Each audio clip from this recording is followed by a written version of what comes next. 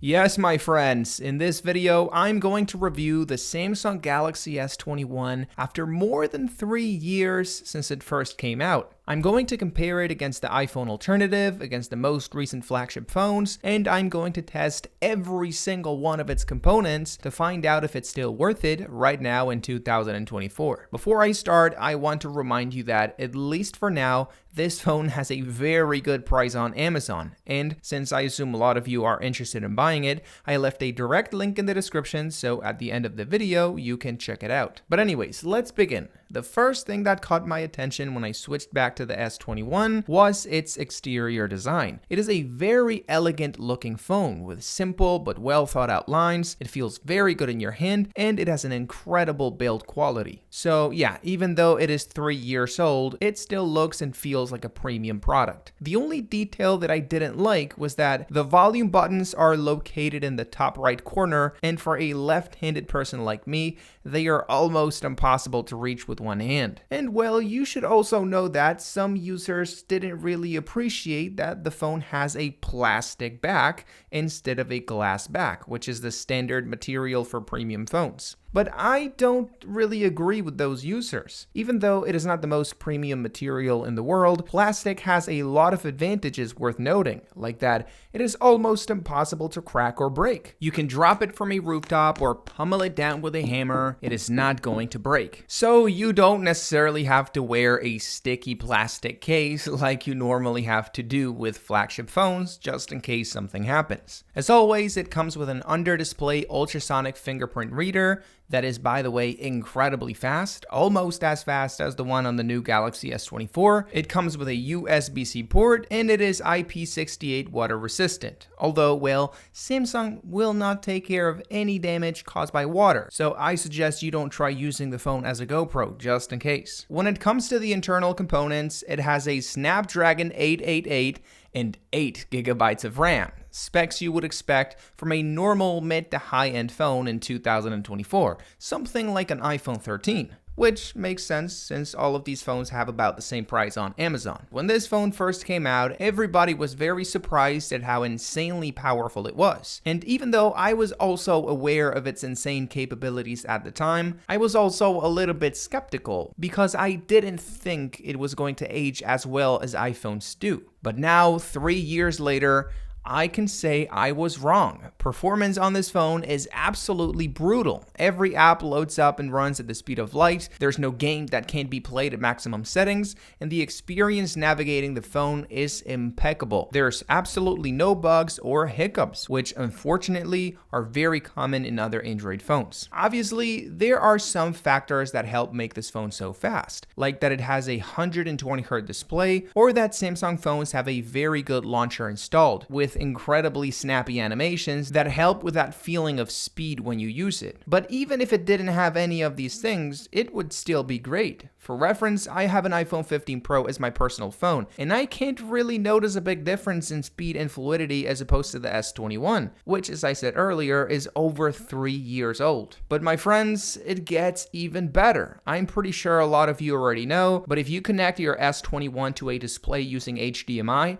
you will automatically be greeted with a desktop screen similar to the one on your computer, with which you'll be able to browse the internet and use all the apps you already have installed on your phone. The technical name of this feature is Samsung DeX, and honestly, I'm not sure how other tech people aren't talking more about it, because it is absolutely insane.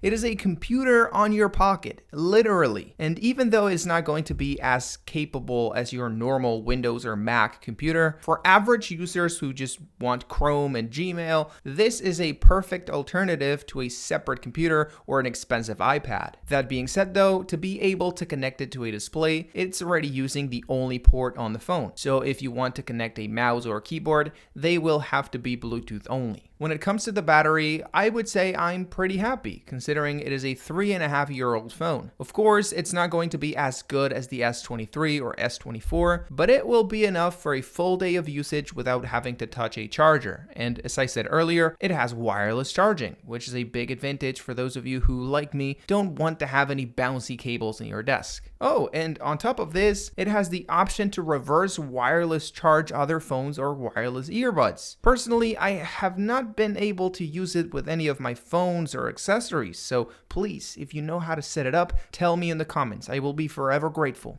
Obviously, it being a Samsung phone, it also has the option to fast charge the phone, up to 25 watts, which, without being the fastest speed in the world, I can assure you it will be more than enough, taking you from 0 to 100 in about an hour. And of course, we have to talk about the display, the strongest component on the phone. It has a 1080p panel with 120Hz and 1300 nits of brightness, on top of using a flat panel. For the first time since the Galaxy S5, this phone doesn't have any curvy side edges, which is amazing. It's probably my favorite feature on the phone. As you saw a couple weeks ago on my S20 video, that is a real problem. I personally had a lot of accidental touches with my palm while using it because of these curved display edges. And I'm pretty sure it is not just me complaining, because Samsung has been slowly recognizing the failure of the edge display concept, taking it away from pretty much all of their phones. The only bad thing that I can say about it is that for some reason the phone has a lower resolution than its predecessor. The Galaxy S20 had a 1440p display and the S21 has a 1080p display, which is kind of strange. Usually the newer phones have more resolution, not less. Although, well, to be fair, the Galaxy S24 also has a 1080p display. It was not like a one-time thing with the S21. And the reason they decided to cut back on resolution was that it is really not noticeable in such a small device, but it did affect the battery life on the phone, taking away like 1 or 2 hours of use in favor of the extra pixels. But anyways, it's time to talk about the most important component on the S21, the cameras on the phone. As you can see, I'm recording right now using the main sensor and it looks pretty good. I mean, if I hadn't told you it was the S21, you would have believed it was the S22 or the S23 or even the S24. It has a very big main sensor, so we get like natural bokeh, we get a ton of dynamic range for a phone. And sure, this is only one camera, there's more cameras on the phone, but we're off to a pretty good start. To be more specific, we have 3 cameras on the back of the S21. We have the main camera you were looking at in the video that has 12 megapixels. Then we have a 3x zoom camera with 64 megapixels. For some reason, Samsung decided to just cram in as many megapixels as possible on that camera for no reason. And then we have a 12 megapixel ultra wide camera. As always, let's begin by talking about the main sensor on the phone, the main camera, which, despite not being dramatically bigger or better than the one on the S20, it produces way better photos. I am very surprised. I actually just got the S24 Ultra, the newest and greatest phone from Samsung, and I can't really notice that big of a difference as opposed to the S21. Sure, the S24 is better, and if you pixel peep, you'll find the differences, but somehow, some way, I guess through optimization, software, algorithms, processing, Samsung was able to produce amazing photos out of this rather average sensor. Then we have a 64 megapixel zoom camera. I still don't understand why Samsung decided to quadruple the amount of megapixels from the main camera on the zoom camera, despite it being smaller. Of course, results are going to be mediocre, as they always are with zoom cameras on phones. 64 megapixels on such a